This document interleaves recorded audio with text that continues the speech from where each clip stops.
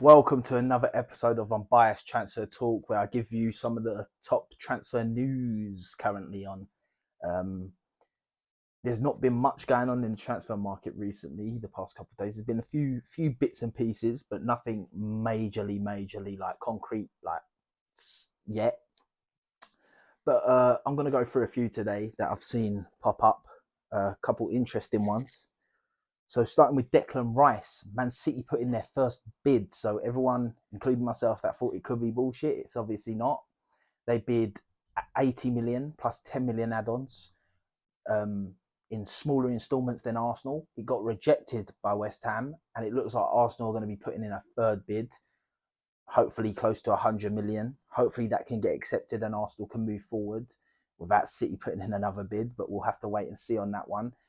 Personal terms for Arsenal don't seem a problem, but I don't see them being a major issue for Man City. I think it's who gets their bid accepted um, that will get him. So hopefully Man City don't think to like go to like 130 or something where Arsenal can't touch. But we'll have to wait and see on that one, to be honest. Going on to the next one, Harry Kane. Bayern Munich have put in a bid for Harry Kane, 70 million plus add-ons. Now, Tottenham instantly rejected this. It wasn't even like 20 minutes, I don't think, and they rejected it. And apparently they've told Harry Kane that he won't be able to leave this summer, which it makes me think Tottenham is one, a joke man club, a clown of a club, and actually they're a bit of a cunt club, to be honest, because their most loyal player finally wants to have a new challenge, maybe win some silverware, and they're stopping him. I think that's toxic from the club. I think it's awful from the club.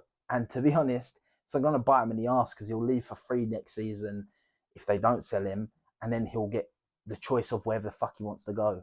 So it's going to be even worse for them because you don't know where he could go. He could end up at Arsenal. I've always said if I was Harry Kane, I'd be going straight to Daniel Levy's office and say to him, "Listen, Daniel, if it's true or not, he probably would never come. But if I was Harry Kane, I'd go straight to Daniel Levy and say, listen, I'm going to be honest, mate. If you don't let me go to Man United this summer or something like that, when I leave for free, I'm not going to lie. Arsenal's project's looking really good, and it's looking like with me in that team, they could win a lot of stuff. So I might end up going to Arsenal, to be honest. And I'm not going to lie, as the Spurs owner, he has to look at that and say, can I risk that happening? Because I'm telling you now, if Harry Kane ever did go to Arsenal, the meltdown from Tottenham fans, the meltdown from Tottenham Football Club would be huge. So if I was Harry Kane, I'd be technically not blackmailing them, but technically saying to them, well, listen, if you're happy with me to go Arsenal in the summer for free, don't sell me. And that all falls their hand. But Harry Kane seems a bit too loyal to Spurs. I don't know why to do that. But listen, we'll have to see on Harry Kane and see what happens with that one, to be honest. Apart from that, not much has really happened apart from the standards that I've been speaking about. So they're the only two I really wanted to talk about today.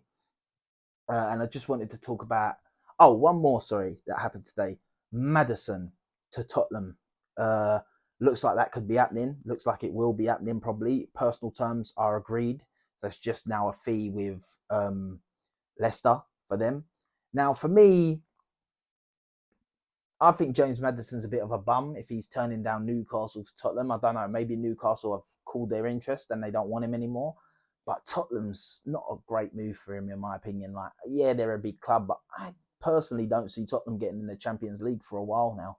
Personally, I just think when they lose Harry Kane at the end of the season, next season, if he goes for free, I just see them going backwards. I see everyone apart from them are really strengthening. Arsenal, Man United, Chelsea, Man City, Liverpool, all strengthening and all already better than Spurs.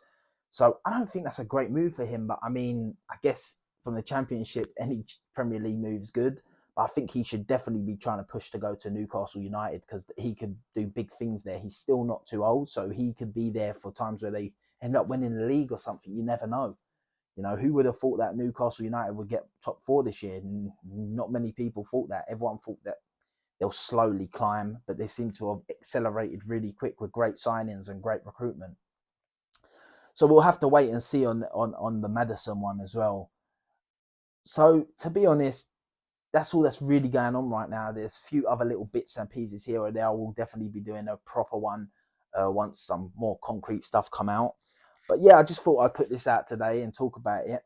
I just want to talk a little bit about the transfer market in general this season. It seems like every single player is getting overpriced now, to the point where I think, are they getting overpriced, or is it more of a thing of this is just the market now and the world we live in and the football world we live in, where the current, like an old school 30 mil player is now a fucking 50, 60 mil player, and like a 50, 60 mil player is now a 100 mil player, 80, 90 mil. Because I see some of these strikers getting linked away from their clubs.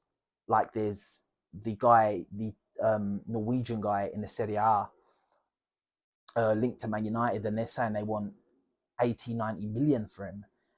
He got 9 goals last season in the league. Yes, he does look like a good player, yes. But 9 goals in the league and you're asking for 80 million. Now, it winds me up because then I see Arsenal putting Balogun at 35 million asking price. And you just think to myself, he got 21 goals last year. I don't care if it's the French league, because if I'm honest, people use the French league as a farmers league when it suits them. When it suits them, yeah, Balogun, he only scored in that league, but then they'll call Mbappe the best player in the world for getting 30-something goals a season, but he's in the French league. Like, you can't do it to suit your arguments, in my opinion. So it's either you take the French league seriously all the time, or you take the French league's non-serious all the time. But listen, we'll have to wait and see what goes on further down the line with these transfers. There's a lot to go. We're still early, still only a few weeks into the transfer. Sorry, my phone cut out. It's back now. So yeah, that's about it, to be honest. Yeah, I'm going to be talking more about it in the week. I'm going to do another transfer window episode tomorrow, and I'm going to have more of the small deals going on, and that tomorrow's going to be a longer episode. But yeah, like, share, subscribe, comment below if you agree, disagree with all the shit I've said about the transfer window. If you agree that the transfer window is a bit saturated right now and the market's a bit high for the players that are going. But yeah, let me know what you think about the transfer window, what your club's doing, what you want your club to do, and all that good stuff. Unbiased Transfer Talk out. Peace.